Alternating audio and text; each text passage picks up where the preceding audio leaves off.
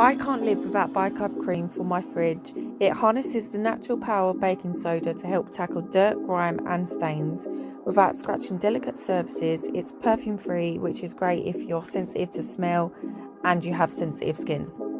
I simply just scrub away and then wipe away with a damp cloth to get rid of any product left and just look at the results.